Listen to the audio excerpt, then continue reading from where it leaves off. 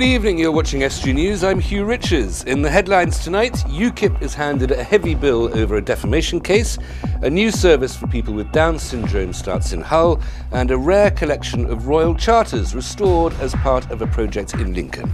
And later in tonight's programme, I'll be talking to Paul Wymont about his poem to inspire.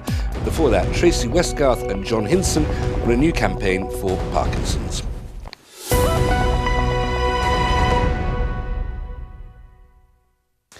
A UKIP MEP has been ordered to pay legal costs and damages totalling £175,000 over a defamation case.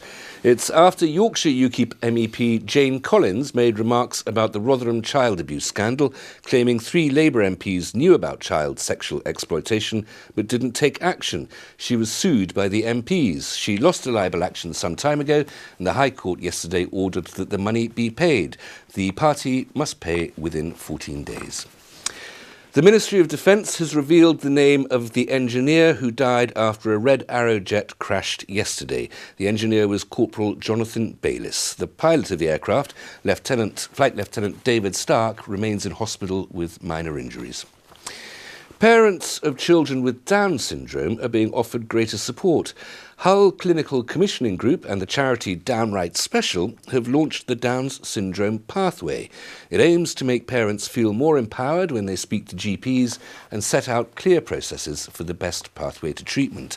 Today's launch coincides with World Down Syndrome's Day, which celebrates the ways people with the condition make a difference to their communities. So today is World Down Syndrome Day, where we celebrate the lives of people with Down syndrome and try to promote a positive image. But the event today has been about launching a care pathway for people with Down syndrome in Hull and the East Riding of Yorkshire. And a care pathway is all about making sure that people are aware of what appointments they should be having when and how to access the services that currently exist in our area. It's been a brilliant launch to add... Oh, you're clapping! It's been a really good launch to get it out there that Down syndrome isn't anything scary, it's nothing to fear away.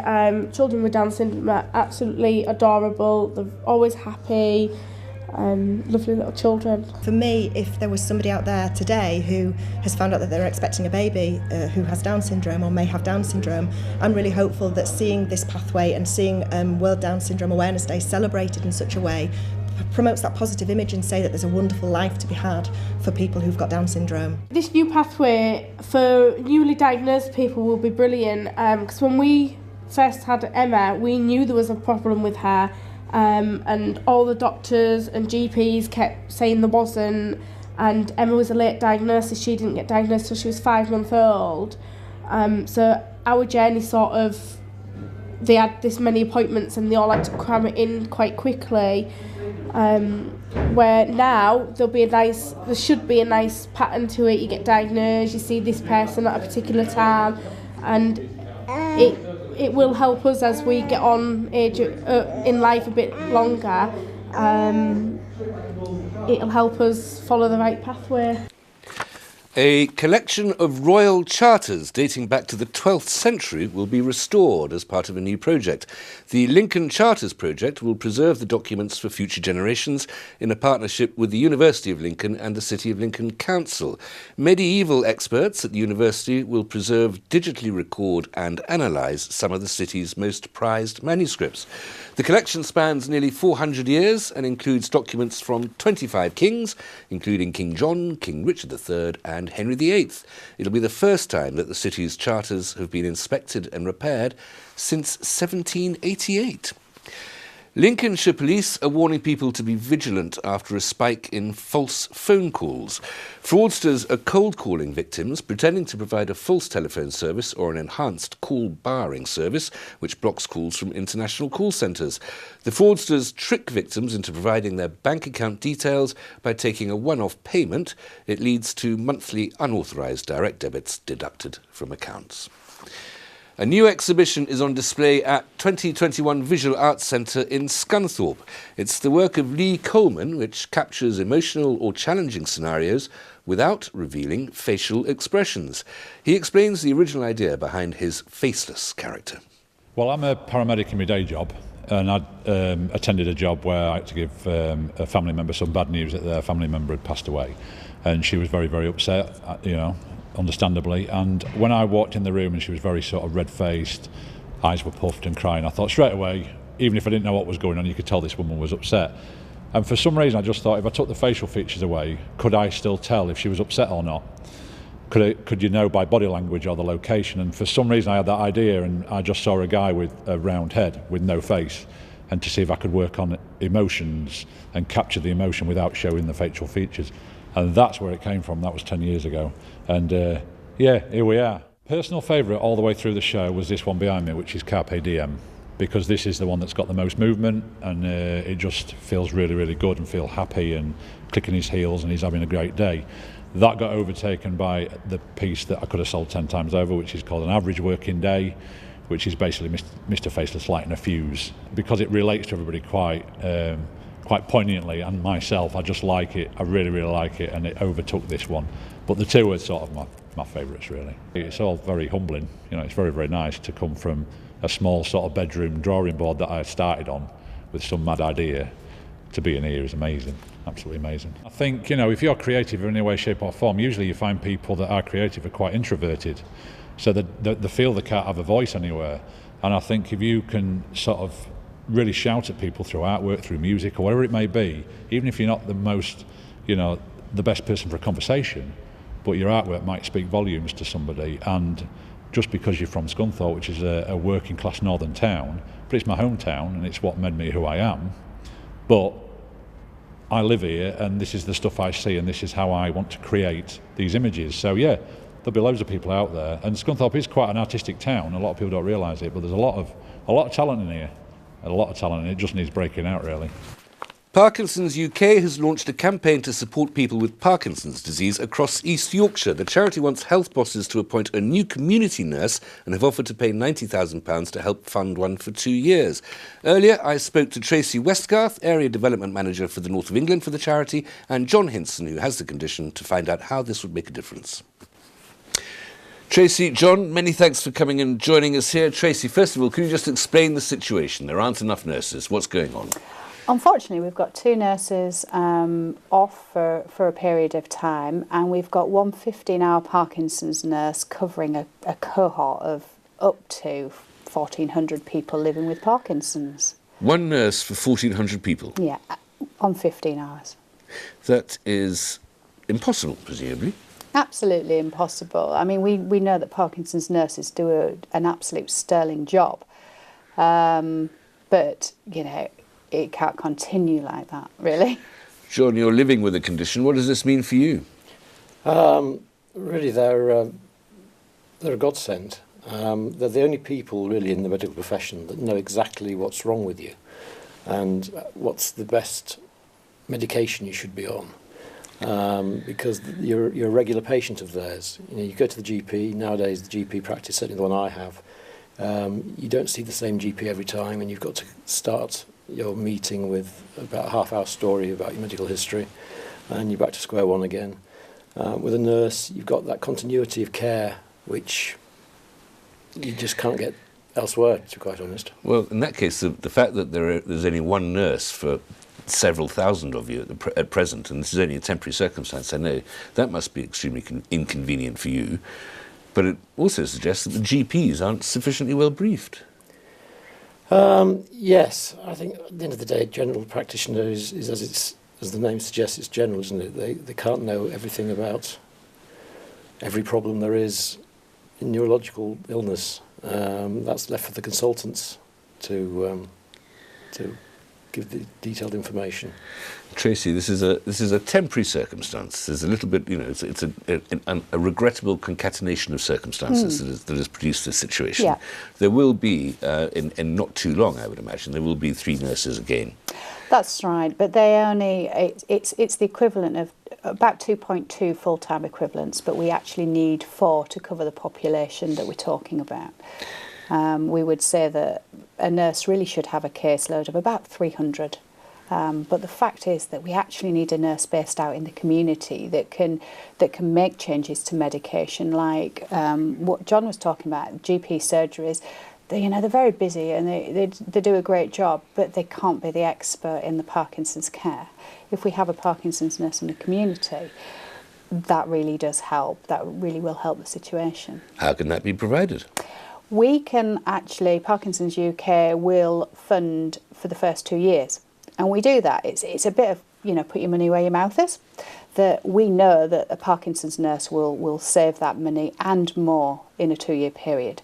So we give 2 years so that the clinical commissioning group that pay the onward funding, if you like, they then pick up the tab, but they've got the evidence base to go, yeah, absolutely, this nurse is saving that money. But you could provide 100 more doctors and 100 more nurses in every area and every disease and every place, and that would, of course, that would be beneficial, and it would prove that that's beneficial. But you still wind up with everybody else having to pay for it after the first 2 years. That's right, but neurology is a huge spend for a hospital. So people will be admitted with Parkinson's. We know that they are admitted with things like urinary tract infections, broken femurs.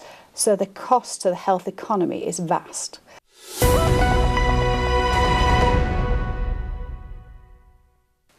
Welcome back. You're watching Estuary News. Still to come tonight, Jack brings us interviews with Graham Alexander and Michael Jolly in the sport, and I'll be talking to Paul Wymont, who will be telling me about his new book, Poem to Inspire.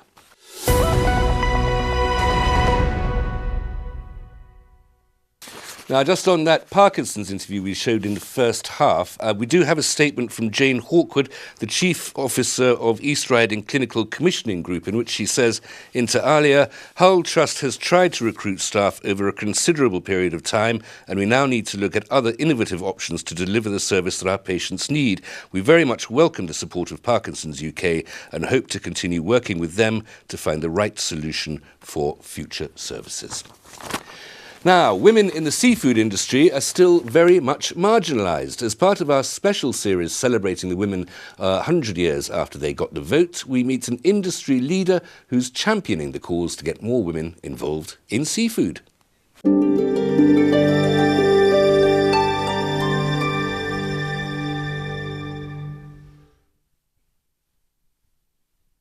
My name is Julie Snowden. I work for the Seafish Industry Authority and I'm an account manager. Well, I like to think that I'm inspiring other women to come and work in the seafood industry. I've been in the seafood industry for nearly 14 years now, in the food industry for a total of 21 years. And hopefully the way that they see I work, the type of work I do, the fact I'm happy in my work, and it allows me quite a lot of flexibility, that this is a great industry to be in with lots of opportunities. Well, my background has always been account management, and I'm still pretty much doing that role at Seafish as well at the moment. So it's liaising with our top accounts, ensuring that people are receiving the correct information from our business, and also looking at their issues and opportunities in their business and taking them back to our business. I've always been interested in food and I did a food science degree, and at the time the University of Lincolnshire, their School of Food and Fisheries was based here in Grimsby. So it was a big focus on seafood in the laboratories here and on my course. So that's where my interest came. And obviously with the different industries in this hub, the seafood industry has been very local and very close to the university. That connection grew and grew and grew.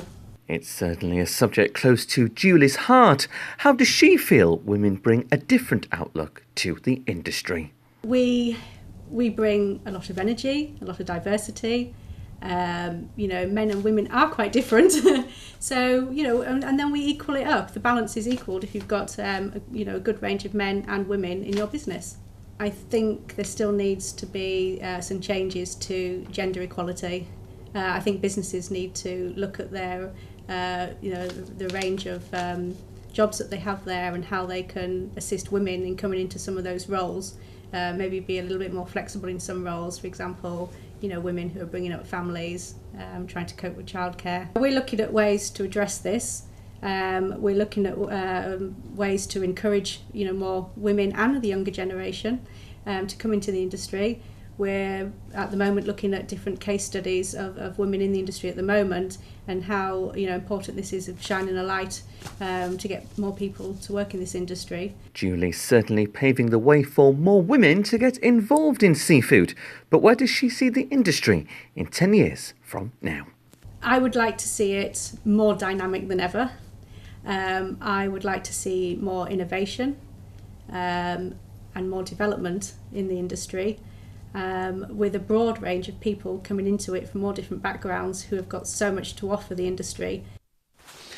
A hotelier has released a poetry book about his cycling challenge for cancer charities. I'm joined now by Paul Wyman to tell me more about the book Poem to Inspire. Paul, well done. Thank you very much for coming in. Well done for the cycling challenge, which we'll get onto in a moment, and well done for the poetry. I should just explain first of all, you have suffered and beaten cancer yourself. Yes, I'm now clear. So, yes. well done. Congratulations on that. And so you're unique, no, not uniquely, sadly, but very well qualified to know exactly what the experience is like. Well, it's a journey that's shared by many, many people now. So, yes, I suppose I am. Before we go on any further, this book, some of your own poetry, but you cycled around Britain to various cancer hospitals and collected, as it were, a poem from each of those hospitals. Well, yes, I did all this for Macmillan, who were fantastic with me and are for so many people. And I visited 35 of their centres in hospitals all around the UK. And I was inspired. I felt I was going to inspire others to write, which actually happened, but found that I was also inspired myself to write. So yes, this includes some of my poetry. I'm very glad it is, because it's very fine poetry. I'm going to ask you to read. I'm going to be horrible and ask you to. I don't think it's one of your poems that I'm going to ask you to read out, but if you wouldn't mind. This is one of my poems. Oh, it is one of yours. Yes, it was inspired by a visit to the Brighton Horizon Centre, where they have a room which they call Sanctuary, a screen with moving colours, very squishy settees, lovely, and a music background written by Brian Eno of Roxy Music. So I've called this Sanctuary. Bright colours, waving, ranging, interchanging, creating dreams to open minds, no straight lines. Soft music, searching, finding inner linings, embracing colours, strobing years, melting fears. Acoustic rainbows, mingling, tingling, boosting feeling, freeing souls to kill the pain. I'm whole again. Wonderful, very powerful stuff. I love that phrase, acoustic rainbows. Yes. That's magnificent. So how long did the trip take you? Well, I was away for 2 months, 8 weeks on a bike. I pedalled Mondays to Fridays, and then the weekends was to rest my legs. And do you know the mileage in total? I say 1,000 miles. It was a few more than that, actually, but it sounded a good round number to me. So, well, there you go. Who needs accuracy? You're a poet. Absolutely. If people want to get their hands on this book and give a bit of money to Macmillan, how do they do so? They can do so. This is hot off the press. We very shortly on my website, which is apoemtoinspire.co.uk. And we are asking £10, which will all go to Macmillan Cancer Support. Paul, thank you very much, and thank you for that lovely poetry. You're welcome. Thank you. Yes, that's mine. Here's Jack with the sports.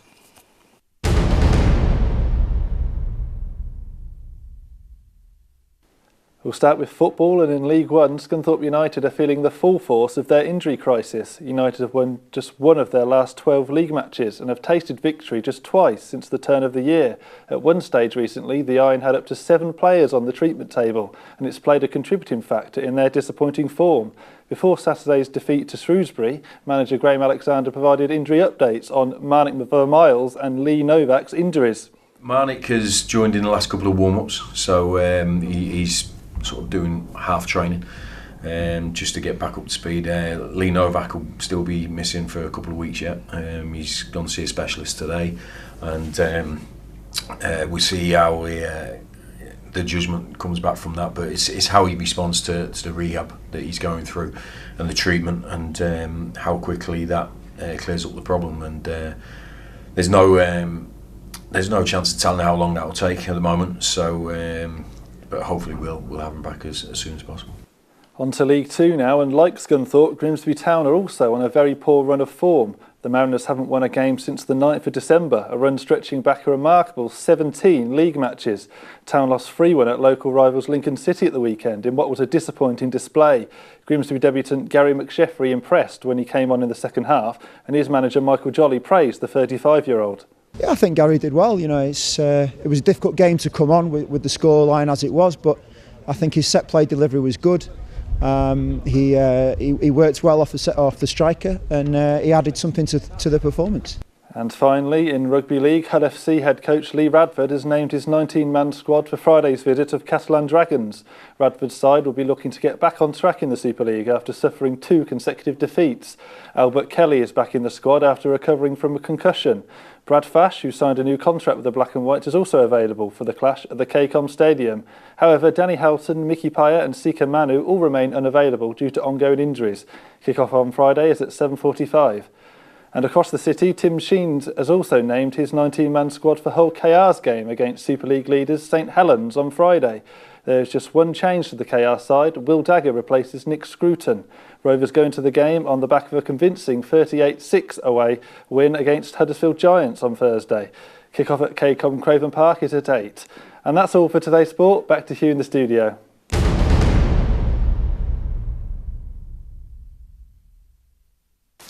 Thanks, Jack. That's it for tonight. Just to remind you, A Poem to Inspire by Paul Wymont, highly recommended. If you have a news story for us, then please visit our Facebook or Twitter pages or email news@estuary.tv or call Grimsby 01472 3155553 or write to us at Estuary TV, Grimsby DN345BQ. Until tomorrow, good evening.